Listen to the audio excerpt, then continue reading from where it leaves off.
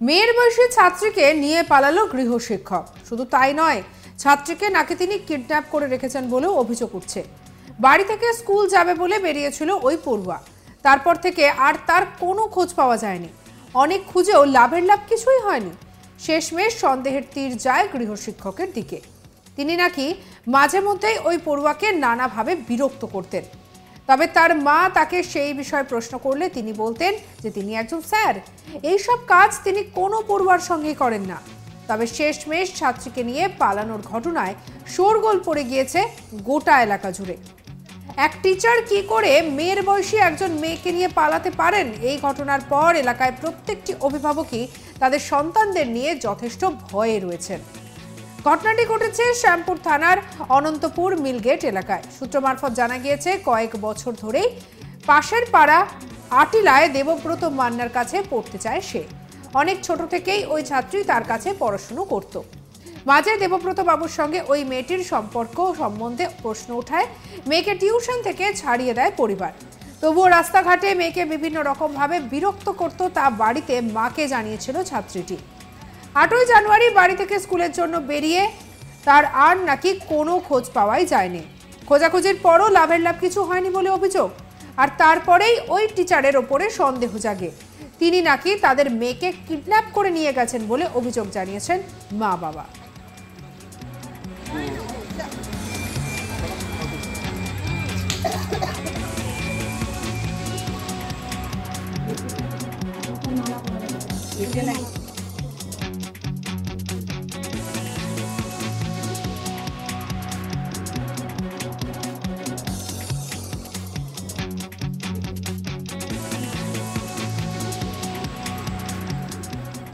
আর এদিকে এই ঘটনায় টিচারের কঠোর শাস্তির দাবি তুলেছেন ইতিমধ্যে পরিবার থেকে এলাকার লোকজন।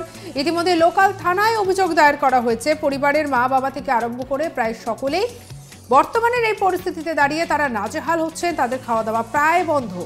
পরিবারের পাশাপাশি গ্রামের মানুষজন বিভিন্ন জায়গায় ওই মেয়েটির খোঁজে তল্লাশি চালিয়েছে। এখন দেখার যে মেয়েটিকে আদৌ খুঁজে পাওয়া যায় কিনা। আর এদিকে মেয়ে ঘরে ফিরছে না, এই ভেবেই দুশ্চিন্তায় দিন কাটছে পরিবারের। আর এই নিয়ে আমাদের কালিক হিমাদ্রি কি রিপোর্ট পাঠিয়েছে, দেখব। নিখোঁজ শ্যামপুর রেলগেট অঞ্চল থেকে তিনি নিখোঁজ হন এবং তার সঙ্গেও নিখোঁজ হন তার গৃহশিক্ষক। এবং এই গৃহশিক্ষকই এই ছাত্রীকে নিয়ে পালিয়েছে বলে অভিযোগ করছে বাড়ির লোকজন। বাড়ির লোকজন জানাচ্ছেন যে এই গৃহশিক্ষকের কাছে ক্লাস 5 থেকে তাকে ভর্তি করা হয়েছিল এবং সে একটা সম্পর্কে জড়িয়ে পড়ে এবং সেই সম্পর্কের জেরেই কিন্তু তাই শিক্ষককে ছাড়িয়ে দেওয়া হয় 8 মাস আগে। আবার নতুন করে সেই গৃহশিক্ষক এই মেয়েটিকে উত্ত্যক্ত করে বেড়াতো এবং এই উত্ত্যক্তর কথা মেয়েটি বাড়িতে এসে মাকে জানাতেন এবং এইটা দীর্ঘদিন হয়ে আসছিল। গত 8 তারিখ থেকে শিক্ষকও নিখোঁজ এবং ছাত্রীও নিখোঁজ এবং এই নিয়ে একটা অভিযোগ দায়ের হয়েছে শ্যামপুর থানাতে। শ্যামপুর থানা তদন্তে নেমে প্রাথমিকভাবে যেটা দেখতে পেয়েছে যে এখনও পর্যন্ত সেই শিক্ষকের ফোন সুইচ অফ, অন্য কোনো ট্রেস করা যাচ্ছে না। শ্যামপুর থানাকে কোনো রকম কোনো কিছু করতে দেখা যাচ্ছে না দেখে বাড়ির লোকের আরও বেশি অভিযোগ উঠছে পুরোপুরি শিক্ষকের ওপরে। হাওড়া শ্যামপুর থেকে হিমাদ্রি ঘোষ, আজ তাক বাংলা। শুনতে পেলেন যে পুরো বিষয়টা কি হচ্ছে। আর ঠিক এই অভিযুক্ত যে শিক্ষকের বিরুদ্ধে এত ঘটনা, এত কথা জানা যাচ্ছে, সেই শিক্ষকের ছবিটাও আপনারা দেখতে পাচ্ছেন। এই সেই শিক্ষক যার বিরুদ্ধে ওই ছাত্রীর পরিবার অভিযোগ জানাচ্ছে।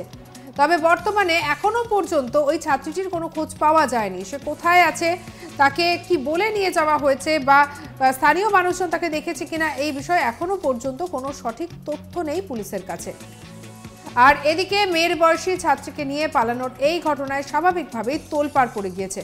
শুধু তাই নয়, ছাত্রীকে নাকি তিনি কিডন্যাপ করেছেন বলে অভিযোগ করছে পরিবারের সদস্যরা।